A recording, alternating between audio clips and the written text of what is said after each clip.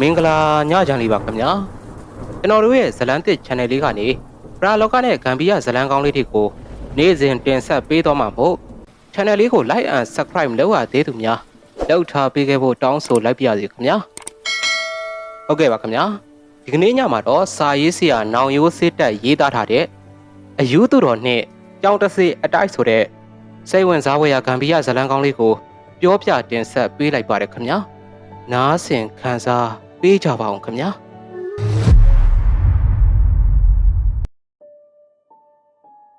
ညတကောင်ရန်တုတ်တန်ဝင်အတွင်း၌လူတစ်ယောက်က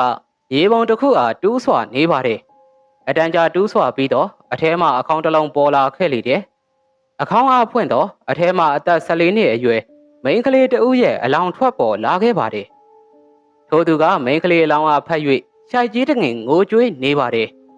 အားရအောင်ငိုပြီးတော့အခါအန်ကိုတင်းတင်းကြိတ်လိုက်ပြီးကြောက်ချောင်းရွာစီကိုတစ်ချက်လှမ်းကြည့်ခဲ့ပါတယ်ပြီးနောက်အလောင်းစီပြန်ကြည့်ကလက်ထဲမှာဓာတ်သေးသေးတစ်ချောင်းဖြင့်ရင်ဘက်အားခွဲလေပြီးနှလုံးအားထုတ်ယူကနဘေး၌ချထားလိုက်ပါတယ်ပြီးတော့သူနဘေးရှိပြည်နံအိတ်အဖြူအားယူကအထဲမှကြောင်အရှင်တကောင်အားထုတ်ယူပြီးအလောင်းရဲ့အပေါ်မှာခုနှစ်ခါကြော်စေခဲ့ပါတယ်ပြီးနောက်အရှင်လက်လက်ပင်ကြောင်ရဲ့ရင်ဘက်အားခွဲကနှလုံးကိုထုတ်ယူခဲ့လေတယ်။ကြောင်ရဲ့နှလုံးကထိုသူရဲ့လက်ထဲ၌တဒိတ်ဒိတ်ခုံရင်ရှိနေခဲ့ပါတယ်။ထိုသူကကြောင်နှလုံးအားမိန်းကလေးရဲ့နှလုံးနေရာတွင်ထည့်လိုက်ပါတယ်။အသင့်ယူလာသောအိတ်ထဲမှဝါကျင်းကျင်အမောင်အချို့ကိုထုတ်ယူကနှလုံးနေရာကိုပတ်လိုက်လေတယ်။ပါးစပ်မှလည်းတစုံတရာကိုတီးတိုရွတ်ဆိုနေပါတယ်။အချိန်ရနေငယ်ကြာသောအခါသူ့ရဲ့လှုပ်ဆောင်မှုပြီးစည်းဟန်တူလေပြီးအထဲမှမိန်းကလေးအလောင်းကိုထုတ်ယူကခလန်းလန်းရှိသူကြိုတင်တူးထားသောကျင်းအစ်စ်ထဲသို့ရွှေ့ကထဲလိုက်လေတယ်ညမလေးရေမင်းပေါ်ရုပ်မာခဲ့တဲ့သူတွေကိုမင်းပြန်ပြီးလက်စားချေပြီးတော့အကိုနဲ့အဖေကတော့ငါညမလေးပေါ်ရက်ဆက်ရုပ်မာခဲ့တဲ့ဒီရွာမှာမနေတော့ဘူးမကြခင်ဒီကနေအပီးထွက်သွားတော့မယ်အဲ့ဒီလိုတီတိုပြောလေပြီးအခေါင်းကြီးအားမြေမြုပ်လိုက်တော့တယ်ပြီးနောက်ငကိုမြေချင်းစီပြန်သွားပြီးပုံမှန်မြေပုံအတိုင်းရှိနေအောင်ပြုကတုတ်တန်အတွင်းမှထွက်သွားလေတော့တယ်လေးလခန့်ကြာသောအခါညတကောင်ရန်ထူးထူးဆန်းဆန်းငှက်ဆိုးထိုးတန်ရဲ့အစုံ၌ကြောက်ချောင်းရွာကလေးအတွင်းခွေးဥတန်တို့ကခြောက်ချားပွဲထွက်ပေါ်လာခဲ့တယ်။ရွာသူရွာသားတို့မှလည်းခြောက်ချားပွဲခွေးဥတန်ကြီးကြောင့်အိယာမှလန့်လို့လာကြပါတယ်။ဒီလိုခွေးဥတန်တွေကြားရလျင်ကြောက်ချောင်းရွာတရွာလုံးနေစရာမရှိပါ။လွန်ခဲ့သော3လခန့်လာခွေညတညမှာယခုလိုခွေးဥတန်တွေထွက်ပေါ်လာပြီးရွာတောင်ဘက်ပိုင်းမှာအယက်သမားတန်းဝင်းဆိုသူသည်အိနေရင်ဖြင့်တကိုယ်လုံးသွေးတန်တရေရဲဖြင့်ရုပ်ပြက်ဆင်းပြက်သေဆုံးခဲ့ရသည်ကိုမနက်မိုးလင်းမှတီးခဲ့ကြရလေတယ်။တန်းဝင်းကလူပြိုကြီးတကိုယ်ဒီမို့ကိစ္စမရှိပါ။ရွာကလူတွေကတော့တန်းဝင်းသေဆုံးမှုကိုအပြေရှာမရခဲ့ပါ။ရဲတွေကလည်းအကောင်တကောင်ရဲ့တိုက်ခိုက်မှုကိုခံရကတန်းဝင်းသေဆုံးခဲ့ရသည်ဟုယူဆကြလေတယ်။ထို့အတူနောက်ထပ်လခွေညတွင်တော့တန်းဝင်းရဲ့ညီတဝမ်းခွဲတော်သူနေမျိုးနှင့်သူ့ရဲ့ဇနီးဖြစ်သူသေဆုံးပြန်လေတယ်။တန်ဝင်းနှင့်နေမျိုးမှာအမြဲတမ်းအတူသွားလာနေကြသူများပါ။နေမျိုးကတော့ဇနီးတဲ့နေအတူအိတ်နေရင်ရုတ်တရက်ကြောင်နဲ့ကြီးငါ့ကိုကိုက်နေတယ်။ကဲကြပါ။အဲ့ဒီလိုကြောက်လန့်တကြားအော်ဟစ်ရင်သွေးတန်တရေရဲဖြစ်သေဆုံးခဲ့ပြန်တယ်။နေမျိုးရဲ့ဖြစ်စဉ်ကြောင့်သူ့ရဲ့ဇနီးတဲ့ဝါနုမှာကြောက်လန့်တကြားအိမ်ပြင်ကိုပြေးအထွက်လေကားအမြင့်ထက်မှခြေချော်ကြကနေရာတွင်ပွဲချင်းပြီးသေဆုံးခဲ့ရပြန်တယ်။ထိုစဉ်ကလည်းယခုလိုပင်ထူးဆန်းစွာပင်ရွာထဲရှိခွေးများအားလုံးဥနေကြပါတယ်။နေမျိုးမတည့်ခင်အော်ဟစ်ခဲ့သောကြောင်နှက်ကြီးဆိုတာကြောင့်လည်းအတွေးခကြရပြန်တယ်။ဘာကြောင့်ရဲ့ထိုကဲသို့သေနေကြသည်မသိပါအဖြေကိုရှာမရပါယခုလည်းခွေးဥတံများထွက်ပေါ်လာပြန်ပြီးဘယ်သူထက်သေးအုံးမီမသိပါခွေးဥတံများကရွာအနောက်ဖက်တုတ်တန်ဘက်စီမှရွာအတွင်းစီကိုတဖြည်းဖြည်းရောက်ရှိလာခဲ့တယ်။မကြာမီရွာလေရှိအိမ်ရှိနားတွင်ရက်တံကခြောက်ချားစပွဲဦးနေကြပါတယ်။အိမ်ရှိစီမှခွေးဥတံများထွက်လာပြီးသည့်နှင့်အိမ်အတွင်းစီမှကဲကြပါဦးအတန်အကြီးဖြင့်ထဟော်သောတောင်းတင်ရဲ့အတန်ကြောင့်ထိုအိမ်မှအိမ်သားများအပြင်နဘေးအိမ်များမှလူများပါလန့်လို့ကုန်ကြတယ်။ကိုတောင်းတင်တော့ဘာဖြစ်တာလဲ တောင်းတင်ရဲ့မိမမီလုံးကသူ့ယောက်ျားဘာများဖြစ်လေတယ်လဲဟုမေးမြန်းရင်းနဘေးမှမီးအိမ်အားဆွဲကကြီးလိုက်ပါတယ်ဟမ်လာကြပါအောင်ရှင်ဒီမှာကိုတောင်းတင်ဘာဖြစ်မှန်းမသိလို့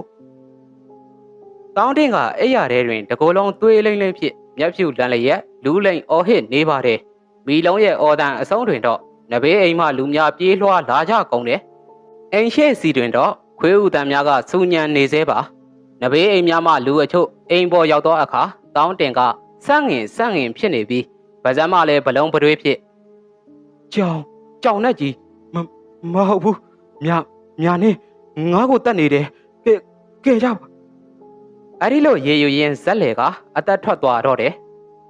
ကိုတောင်းတယ်ကြောက်ယောက်ျားကိုကယ်ပေးကြပါဦးမီလုံးမှသူ့ယောက်ျားရဲ့အလောင်းကြီးကိုဖက်လျက်အော်ဟစ်ငိုကြွေးလေတော့တယ်နဘေးမှရွာသူရွာသားတို့ရဲ့ရင်ထဲတွင်တော့တောင်းတင်မသေးခင်ရေရွတ်ခဲ့သောမြာနှင်းသူ့ကိုတတ်တည်ဟူသည့်စကားကြောင့်လူဟတွေများစွာဖြင့်ရှိနေကြပါတော့တယ်တောင်းတင်ဆုံးပြီးနောက်ပိုင်းအရှိကသေဆုံးမှုများနှင့်ပတ်သက်၍တဲလွန်စာတစ်ခုတော့ရလိုက်ကြပါတယ်တဲလွန်စာကမြာနှင်းဆိုသည့်အသက်14နှစ်အရွယ်မိန်းကလေးတဦးလွန်ခဲ့သော4လခန့်ကရွာအပြင်လေကွင်းအဆက်တွင်အသက်ခံခဲ့ရတယ်ရိုးအသက်ခံရခြင်းမဟုတ်ပါလူတစုမှဗလာကာယာပြုကျင့်ကတက်ခဲ့ခြင်းပဲဖြစ်ပါတော့တယ်တရားခံကဖော်မရပါညာနှင်းရဲ့အကြောင်းကိုပြောရလျင်သူ့စီတွင်မိခင်မရှိတော့ပါဖားခင်နဲ့အကိုတူတော့ရှိပါတယ်မိခင်မှာတော့သူ့အားမွေးဖွားပြီးတေဆုံးခဲ့ရကဖားခင်ဦးတင်မောင်မှတကိုယ်တည်းပြုစုခဲ့ရပါတယ်အကိုဖြစ်သူကလည်းငယ်စဉ်ကတည်းကသူ့မိခင်ဘက်ကအမျိုးတွေရှိရာမြမပြည်အထက်ပိုင်းစီသွားနေခဲ့ပါတယ်ညာနှင်းတေဆုံးချိန်တွင်တော့ရွာကိုခဏပြန်လာခဲ့ပါသေးတယ်ပြီးတော့ပြန်ချိန်ဝဲကြောက်ချောင်းရွာအားစိတ်နာသွားသည်ထင်ပါတယ်ညာနှင်းတလားပြည့်သည့်နေ့ဝဲဖားခင်ဖြစ်သူကိုပါအပြီးခေါ်၍ပြန်သွားခဲ့လေတယ်ဤဒီကညာနှင်းရဲ့အကြောင်းတစ်စိတ်တစ်ပိုင်းပါယခုညာနှင်းအသက်ခံရပြီးနောက်3-4လအတွင်းတောင်းတင်တို့အဖွဲ့တေကုန်ချပြီးရွာမှလူအများကလည်းညာနှင်းတေဆုံးမှုသည်တောင်းတင်တို့သာတရားခံဖြစ်နိုင်သည်ဟုယူဆနေကြပါတယ်အဲ့ဒီအတွက်ကြောင့်သာညာနှင်းဝိညာဉ်ကလက်စားပြန့်ချေနေခြင်းပင်ဖြစ်ရမည်ဟုတထစ်ချယုံကြည်နေကြပါတယ်ပြီးတော့တောင်းတင်တို့အုပ်စုသေးလေပြီမှုညာနှင်းဝိညာဉ်လည်းကျင်းနှက်လောက်ပြီဟုယူဆနေကြလေတယ်တို့ပါတော့လေသူတို့ထင်မှတ်ထားသည့်အတိုင်းဖြစ်မလာခဲ့ပါဘာကြောင့်လဲဆိုတော့ညာနှင်းရဲ့ဝိညာဉ်ကနောက်ပိုင်းတွင်တာ၍ဆိုးလာခဲ့ပါတယ်ရခင်ကလာခွဲညာဘက်၌သာရွာထဲဝင်တတ်တော်လဲအခုနောက်ပိုင်းလာပြေးနေ့တွေမှပါခွေးဥတန်တွေနှင့်အတူလူတွေသေလာခဲ့ပါတယ်ခလေးလူကြီးပြိုးအိုအကုန်သေပါတယ်သေသူတိုင်းကလည်းညာနှင်းကြောင်နှက်ကြီးတက်တယ်ဟုသာအော်ရင်သေကြပါတယ်တုတ်တန်တွင်မြေပုံတွေထက်နေလေပြီးအချို့ကလည်းရွာမှပြောင်းပြေးကုန်ကြပြီးအချို့ကတော့ဘိုးဘွားဆင်ဆက်နေထိုင်လာခဲ့ရသည့်နေရာမှုမခွဲခွာခြင်းကြပါရွာမှလူကြီးများတိုင်ပင်၍ညာနှင်းရဲ့မြေပုံကိုပြန်တူးတော်အထဲတွင်အလောင်းကပျောက်နေခဲ့ပါတယ်ဖြည့်ရှင်းရမည့်နီးလန်းကိုရွာဦးကျောင်းဆရာတော်အပါအဝင်ဝိုင်းဝန်းကရှာဖွေကြတော်လဲမထူးကြခဲ့ပါသို့တော်တနေ့အဲ့ဒီနေ့ကထုံးစံအတိုင်းများနှင်းတက်၍သေဆုံးသွားသောလူတစ်ယောက်အားတုတ်တန်တွင်မြေမြုပ်နေကြပါတယ်ရွာတွင်နာရေးများမှာမကြာခဏဖြစ်လွန်း၍ယခုနောက်ပိုင်းလူသေးခဲ့ပါကဗီသားစုနှင့်အနီးဝန်းကျင်မှာလူများမှလွဲ၍ဘယ်သူမှလိုက်မပို့ကြတော့ပါအဲ့ဒီအတွက်ကြောင့်ယခုနာရေးတွင်လိုက်ပို့သူ10ဦးခန့်ပင်ရှိပါတယ်အဲ့ဒီအချိန်ဝဲတုတ်တန်ရဲ့နဘေးစီမှလောကလူရွာနေတစ်ထောင်မီးတစ်ထောင်ပူပန်စရာတွေများလာပါတယ်ဘဲပုံဘဲနန်းဘဲစခန်းတာမှနောက်ဆုံးမှဗျမြေပြင်နန်းအောက်ဆံမြန်းရပါတယ်အဲ့ဒီလိုမြည်သူရေး၍ဘဲသူဆိုမှမသိလေတော့တချင်းလိုတန်ဝေကကြပြားလိုစာချိုးကိုအတန်အော်ကြီးဖြစ်အော်ဟစ်တီဆိုရင်တုတ်တန်တဲစီဝင်လာသည့်အယူတယောက်သူ့အားအဘဲကြောင့်မြင်ချင်းအယူဟုချက်ချင်းတတ်မှတ်ရသည်ဆိုလျင်သူ့ပုံစံကနှစ်ရှည်လာများစီငတ်နေသဖြင့်6သွေးနီးကြောင်နေသောသပင်ရှည်များစုပ်ဖွားကြနေကမုတ်စိတ်တို့ကရှည်လျားစွာရှိနေခဲ့ပါတယ်မျက်လုံးမှလည်းကြီးကန်တောင်းမှောက်ကြီးလျက်ကြောင်တောင်နိုင်လာပါတယ်ပါဇက်တွင်လည်းသွားတို့ကကျိုးတို့ကျဲတယ်အသားရည်ကနေလောင်ထားသဖြင့်ကျင်းနီရောင်တောက်နေကအဝိအစာအစုပ်ပြဲများဝစ်စင်လျက်ခန္ဓာကိုယ်နှင့်အဝိအစားများတွင်ဖ ဖုံတို့ကပေလူးနေပါတယ်အဝေးအိတ်ဆုပ်တစ်လုံးအားလဲလွယ်တိုင်းထားလေတယ်အဲ့ဒီအတွက်ကြောင့်သာသူ့အားအလွယ်တကူအယူဟုသတ်မှတ်လိုက်ကြခြင်းပါအယူကတုတ်တန်အထက်ရောက်လာပြီးမြေချင်းတူးနေသူများထံသွားလေတယ်ပြီးနောက်နဘေးတွင်ဖြာလိမ့်နှင့်ပတ်ခါချထားသည့်အလောင်းကြီးကိုတေချာစိုက်ကြည့်နေပါတယ်ရွာသားများကတော့အယူအားဘာလုပ်လေမလဲဟုသတိထားကစောင့်ကြည့်နေကြပါတယ်ငါကိုအဘိုးတရားမင်းကဒီဘက်ကိုသွားလို့ဆေးလိုက်တာဒါကြောင့်ကိုအယူမှသူနှစ်တရားမင်းပဲအမျိုးတော်တယ်လို့ရေးရွရင်အော်ရဲနေပါတယ်ဟာဒီလူတော့သူများတကာတွေနာရေးဖြစ်လို့ဝမ်းနေနေချင်းလာရေးနေတယ်ငါလှုပ်လိုက်ရင်သေအောင်မယ်ဟာကြော်မောင်ရသူကယူနေတာပဲဘယ်သိပါမလဲနားလေပေးလိုက်ပါကွာသေဆုံးသူရဲ့တားဖြစ်သူမှမြေချင်းတူးနေရင်အယူအားအော်ဟစ်လိုက်တယ်။နဘေးမှလူတယောက်ကထိုသူကိုတားလိုက်တယ်။အယူရဲ့မျက်နှာကချက်ချင်းတီသွားခဲ့တယ်။ပြီးနောက်ထိုသူအနာကိုကတ်သွားကကောင်းလေးမင်းအဖေဘာလို့သေတာလဲသိလား။သိတယ်။ကျုပ်အဖေကိုညာနှင်းတတ်တာလေ။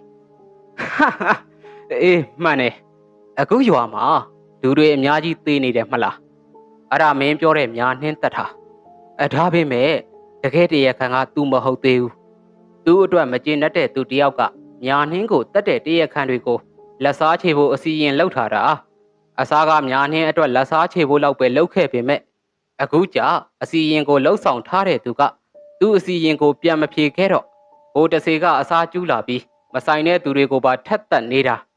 ဒီပြဿနာကိုဖြေရှင်းချင်ရင်အစီရင်လှုပ်ထားတဲ့နေရာကိုရှာရမယ်ဒါပေမဲ့လောလောဆယ်ဘယ်နေရာမှာရှိနေတယ်မသိနိုင်ဘူးအယူကတစုံတရာကိုကြောက်ရွံ့သည့်အလားမျက်လုံးကိုတောင်မြောက်ကစားရင်းပြောလာခဲ့တယ်အယူရဲ့စကားကိုရွာသားများစိတ်ဝင်စားရကြပြီဗျာဘလို့ရွာသားများအယူထံစူဝေးလာကြတယ်ဤတီကိုအယူကသဘောကျသွားခဲ့တယ်မင်းတို့ကအယူစကားကိုယုံမယ်ပေါ့ဟာအယူကတဟီးရေရင်ပြောလာခဲ့တယ်သူ့ရဲ့စကားကြောင့်ရွာသားများစိတ်ပြက်သွားကြတယ်တို့ပါတော့လေတဦးမှဘာပဲပြောကျုပ်တော်ယုံမယ်ဗျာအေးကျင်နေရပြီကဲအဘိုးတရားရဲ့စေခိုင်းချက်အရာငါသူတော်လေးမင်းတို့ရွာကိုကူညီမယ်ကဲမင်းတို့လှုပ်เสียရှိတာဆက်လုပ်တော့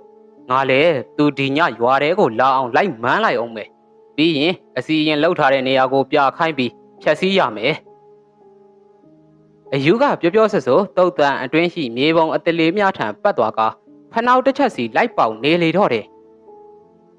ကိုဖိုးမောင်ခမ ्या ကအယူကိုဘာလို့ယုံတာလဲပေါက်ကရတွေပြောနေတာကိုဗျာမင်းကလည်းကွာအခုငါတို့ရွာအနေအထားကသူ့ကိုယုံတာမယုံတာထက်စမ်းလုပ်ကြည့်တာမစိုးဘူးလို့ငါတွေးမိတာကိုဖိုးမောင်ပြောတာလေဟုတ်တာပဲကဲပါဘာပဲဖြစ်ဖြစ်စမ်းကြည့်တာမမှားပါဘူးမဟုတ်ရင်တော့လေသူ့ကိုမောင်းထုတ်ကြရုံပေါ့ရွာသားများအချင်းချင်းတီးတိုးပြောဆိုနေကြတယ်အဲ့ဒီအချိန်ဝဲအယူကသူတို့ရှိရာစီပြန်ရောက်လာပြီးကဲငါအလုပ်တော့ပြီးပြီမင်းတို့အလုပ်ပြီးရင်ရွာထဲသွားကြစို့အယူရဲ့စကားအစုံရွာသားများကအလောင်းမြေမြုပ်ချင်းအားအမြန်ဆုံးလှုပ်ဆောင်လိုက်ကြတယ်အဲ့ဒီနောက်တွင်တော့အယူကရွာသားများရဲ့အရှိမနေ၍ရွာထဲကိုခုံပေါက်ပြေးလွှားကဝင်ရောက်သွားတော့တယ်ညနေဆောင်အချိန်ဝဲအယူကရွာထဲရှိအိမ်များအားလိုက်လံကြည့်ရှုနေပါတယ်သူအနောက်တွင်လဲရွာသား10ယောက်ခန့်လိုက်ပါလာခဲ့ပါတယ်သူတို့အတွက်ကတော့ယူသည်မယူသည်အသာထားရေနစ်သူအတွက်ကောက်ရိုးတမြင့်သည်လဲအသက်ကြရပေမို့အယူအားကိုမိနေကြပါတယ်အိမ်ရတော်များများအားကြည့်ပြီးနောက်ရွာအစွန်ဘက်ရှိအိမ်တွင်ရက်လိုက်ခါဒီအိမ်ပဲဒီအိမ်မှာငါသူတော်စောင့်မယ်ဟဲ့ကဲဒီအိမ်ကအိမ်ရှင်ကိုခေါ်ပေးပြီးညာအတွက်လူစုပြီးအတင်းစောင့်နေကြကိုတင်ညိုဝေးခြံရှဲမှခေါ်တန်ကြောင့်အိမ်ထဲမှာလူတယောက်ထွက်လာခဲ့တယ်ဒီမှာဗျာကျုပ်တို့ရွာကိစ္စကိုရှင်းပေးမယ်ဆရာသူတော်သူကဒီညခမ ्या အိမ်မှာနေပြီးကစေကောင်ကိုဖမ်းပေးမယ်တဲ့အဲ့ဒါဟေးနေရောငမိုက်သားလေးရဲ့ငါနမီကဆရာသူတော်မဟုတ်ဘူးကွာအယူသူတော်မှတ်ထားနော်ကဲမင်းတို့သွားတော့ငါသူတော်နဲ့ဖိုးတင်ညိုအစီရင်လှုပ်လိုက်အောင်မယ် အယူသူတော်မှာသူနှင့်မလန်းမကန်းရှိတကိုင်းချောက်တစ်ခုကိုသွားကောက်လိုက်တယ်ပြီးနောက်ဗဇန်နာကပ်၍တီတိုးမန်းမှုတ်လေပြီးတင်ညို့အားပေးကကဲရော့ဒီတုံးနဲ့ခြံဝန်းတဲကိုစီးတားလိုက်ဝင်ပေါက်တစ်ခုပဲခြံထားကြည့်တင်ညိုလဲဟုတ်တော်ရှိမဟုတ်တော်ရှိသူမိသားစုအတွက်စိုးရိမ်မိသည်မို့ဒုံချောင်းနဲ့ခြံအတွင်းစီးလိုက်တားလေတယ်အဲ့ဒီအချိန်ဝဲကြံရွာသားများမှာပြန်ကုန်ချလေပြီးအယူသူတော်သည်လည်းခြံတောင်းတနေရာစီတွင်တောင်ကြည့်မြောက်ကြည့်လိုက်ကြည့်နေပါတယ်စီးတာပြီးပါပြီအေးကောင်းလေစွာကောင်းလေစွာအဲ့ဒါပြီးပြီဆိုဖိုးတင်ညိုကအိမ်ပေါ်တက်အိမ်ပေါ်ရောက်ရင်အော်ဒီကျိုးလေးကိုလေကားထိတ်မှာတားထားပြီးရင်သမင်းစောစောစားပြီးအပြင်မထွက်နဲ့တော့ဒီစက်ကူလေးတွေကိုမင်းတို့အိမ်ကအတန်မီအောင်တီးလို့ရတဲ့ဒံအိုးတွေလင်မန်းတွေမှာကတ်ထားညရောက်လို့ငါသူတော်အချက်ပြရင်အိမ်ထဲကနေစက်ကူကတ်ထားတဲ့အရာတွေကိုညိုင်ထနေအောင်တီးကြားလားဆိုင်ဝိုင်းနဲ့တော့ကားရကြီးရဲ့အယူသူတော်ကတလမပတ်လက်ခန့်ရှိတဲ့စက်ကူတထအားထုတ်ခါတင်ညို့အားပေးပြီးလှုပ်ဆောင်ရမည်ကိုပြောပြပြီးသည့်နှင့်နီးစပ်ရာတစ်ပင်တပင်ပေါ်ကိုတွေ့တက်ခါဘွားဆောင်တွင်တက်အိတ်နေတော့တယ်အဲ့ဒီအချိန်ဝဲပြင်ပနိုင်အမောင်တို့ကကြီးစိုးနေလေပြီညားသည်မှောင်မိုက်နေပါတယ်တဖြည်းဖြည်းညီးနှက်လာသည်နှင့်အမျှတုတ်တန်ဘတ်စီမှခွေးဥတန်များထွက်လာလေပြီတူလာပြီဟေးတူလာပြီအယူသူတော်ကတစ်ပင်ထက်တွင်မေးနေရမှခေါင်းထောင်လာပြီးရေရွတ်လိုက်တယ်ခွေးဥတန်များတစတစနီးလာခဲ့ပါတယ်မကြမီခွေးဥတန်မှာတင်ညိုတို့အိမ်ပန်းနားစီရောက်လာလေပြီးခွေးအုပ်ကြီးကိုမြင်ရလေပြီသူတော်ခွေးအုပ်အရှိကိုတေချာကြည့်လိုက်ပါတယ်အရှိမှသူမြင်ရသည်ကခွေးလိုလိုကြောင်လိုလိုတရဝါတကောင်ရဲ့အရေးကြီးပါနွားတကောင်စားလောက်ကြီးပါတယ်တော်ယုံကြည့်မယ်ဆိုမြင်နိုင်မည်မထင်ပါသူတော်ကတော့မြင်နေရပါတယ်အကောင်ကြီးကခြံထဲဝင်လာခဲ့ပါတယ်သူတော်ရှိနေသည်ကိုသိဟန်မတူပါပြီးနောက်အိမ်သားစီသွားခဲ့ပါတယ်ခွေးတွေကတော့ခြံရှိမှဥနေသေးပါအဲ့ဒီအချိန်သူတော်ကထိုအကောင်ကြီးအားမမိန်မတုတ်စိုက်ကြည့်နေလျက်ပါအိမ်ရှိစီရောက်သည့်နှင့်အကောင်ကြီးရဲ့ပုံတရံမှာရုပ်ချင်းမိန်ကလေးတဦးအသွင်ပြောင်းသွားခဲ့လေတယ်ပြီးတော့အိမ်ပေါ်ကိုတက်သွားခဲ့ပါတယ်သို့ပါတော့လဲမိန်ကလေးကလေကားထက်ရောက်လေရင်တစုံတဦးမှတွန်းချလိုက်တယ်လို့ဖြစ်ပြီးပြန်ပြုတ်ကျလာခဲ့ပါတယ်ပြန်တက်ပြန်တယ်မရပါအဲ့ဒီအချိန်ဝဲသူတော်ကတစ်ပင်ထမနေ၍အိမ်ပေါ်မှလူများထံကိုဟေးမကောင်းဆိုးကရောက်နေပြီအပေါ်ကတီးကြတော့ဟေ့အိမ်ပေါ်မှစူညံတန်များရုတ်တရက်ထွက်လာသောအခါရုတ်တရက်မကောင်းဆိုးဝါမိန်းကလေးကအကောင်ကြီးအသွင်ပြန်ပြောင်းသွားပြီးအနောက်လှည့်လျက်ခြံတစ်ဘေးမှတိုးထွက်ကပြေးရန်ပြင်းနေတယ်သို့ပါတော့လဲညနေကတင်ညိုလိုက်တာထားသောစီးကြောင်ထွက်မရပါဘုံကနေပြန်ကန်ထွက်လာကလဲကျသွားခဲ့ပါတယ်လူလဲပြန်ထားခဲ့တယ်ပြီးနောက်ခြံတစ်ဘေးမှထွက်မရသည်မို့ခြံပေါက်စီပြေးလာကအပြင်ကိုပြေးထွက်ခဲ့ပါတယ်အပြင်ကိုရောက်သည့်နှင့်သူတော်သည်လဲတစ်ပင်ပေါ်မှခုံဆင်းကအကောင်ကြီးရဲ့အနောက်ကိုပြေးလိုက်ခဲ့ပါတယ်အကောင်ကြီးကတုတ်တန်အတွင်ဝင်ပြေးခဲ့ပါတယ်သူတော်ကလိုက်တယ်ပြေးနေရင်ဖြစ်မြေပုံတစ်ခုစီအရောက်တွင်အကောင်ကြီးကရုတ်တရက်ပျောက်သွားခဲ့ပါတယ်သူတော်ကထုံမြေပုံပေါ်သို့သူ့ရဲ့အဝေးအိတ်အဆုပ်ကြီးကိုအုပ်တင်ထားလိုက်ပြီးငုတ်တုတ်ထိုင်နေလိုက်ပါတော့တယ်အချိန်အနည်းငယ်ကြာသောအခါရွာထဲဘက်စီမှလူအုပ်ကြီးသည်မီးထုတ်ဓမီများဖြင့်တုတ်တန်စီရောက်ရှိလာကြပါတယ်တုတ်တန်ထဲရောက်သောအခါသူတော်ပြသောမြေပုံကိုတူးဆွာကြပါတယ်အထဲမှအခေါင်းတစ်လုံးထွက်လာခဲ့ပါတယ်မြာနှင်းရဲ့အခေါင်းပါအခေါင်းရဲ့အဖုံအားဖွင့်လိုက်ကြသောအခါဟမ်အမလေးအထဲရှိမြာနှင်းရုပ်အလောင်းမှာပုတ်ပွားခြင်းမရှိမျက်စိနှလုံးကဖွင့်လျက်သာရှိနေပြီးပါးစပ်မှလည်းအဆွဲပြူးပြူးတို့ထွက်နေခဲ့ပါတယ်ရင်ဘက်တွင်တော့ဟာပြဲကြီးပွင့်နေပြီးအထဲမှနှလုံးကြီးကပြည်တောင်းခန့်ရှိနေကတတိတ်တိတ်ခုန်နေခဲ့ပါတယ်သူတော်ကရွာသားများအားအလောင်းကြီးကိုမထုတ်ဆေးပါတယ်ပြီးနောက်ခုန်နေသောနှလုံးအားတထွာခန့်ရှိတစ်သားချောင်းသေးသေးလေးဖြင့်ရိုက်စေခဲ့ပါတယ်နှလုံးအားတစ်သားချောင်းဖြင့်ရိုက်လိုက်ချိန်ဝဲအလောင်းကြီးထံမှအားကနေအတန်နဲ့ကြီးတစ်ခုထွက်ပေါ်လာပြီးနှလုံးခုန်တာရပ်သွားခဲ့ပါတယ်အဲ့ဒီနောက်အလောင်းအားသုံးပိုင်းပိုင်းစေကချက်ချင်းပင်မီးရှို့ဆေးလိုက်ပါတော့တယ်နနက်မိုးလင်းပိုင်းအချိန်တွင်တော့အလောင်းကြီးပြာကျလေပြီအဲ့ဒီအချိန်ဝဲရွာသူရွာသားတို့မှာအယူသူတော်အားဘာဆက်လောက်ရမည်ကိုမေးမြန်းရန်လိုက်ရှာချိန်သူတော်မှာပျောက်ချင်းမလားပျောက်နေလေပြီဘ ဘယ်အချိန်ပင်သူတို့အနားမှာထွက်သွားလေသည်မသိပါအယူသူတော်အားကျေးဇူးတင်စကားပင်ပြောခွင့်မရလိုက်တော့ရွာသူရွာသားများစိတ်မကောင်းဖြစ်ကြရလေတယ်အဲ့ဒီလိုနဲ့နောက်ဆုံးတွင်တော့အယူသူတော်ဆိုသည့်အယူတယောက်ရဲ့ဖြည့်ရှင်းပေးမှုဖြင့်ကြောက်ချောင်းရွာရဲ့ပြဿနာဆိုးကြီးမှာပြီးပြတ်ခဲ့ရလေတော့တယ်ကြောက်ချောင်းရွာမှာတက်ကြီးရွယ်ကိုအချိုးကတော့အယူသူတော်အားရေလျှောက်ဝိဇ္ဇာတပါးဟုယူဆကြလေတယ်သို့တော့ဟုတ်မဟုတ်တော့အတိအကျမြည်သူမျှမသိပါရွာသူရွာသားတို့ကအယူသူတော်အနေဖြင့်နောက်တစ်ချိန်ဝဲကြောက်ချောင်းရွာသို့ပြန်လာလေအောင်မလားဟုမျှော်လင့်မိကြတော့လေအယူသူတော်မှာယနေ့အချိန်အထိလုံးဝပေါ်မလာခဲ့တော့ပါဟုတ်ကဲ့ပါခင်ဗျာစာရေးဆရာနောင်ရိုးစစ်တက်ရေးသားထားတဲ့အယူသူတော်နှင့်ကြောင်တစေအတိုက်ဆိုတဲ့စိတ်ဝင်စားဖွယ်ရာဂမ်ဘီယာဇလံကောင်းလေးကတော့ဒီနေရာမှာပဲပြီးဆုံးလို့သွားပါပြီခင်ဗျာဇလံလေးကိုပြီးဆုံးအောင်နားထောင်ပေးကြလို့အားလုံးကိုကျေးဇူးတင်ပါတယ်အစီအစဉ်တင်ဆက်သူကတော့ကျွန်တော်ကြော်ထက်ပဲဖြစ်ပါတယ်ခင်ဗျာ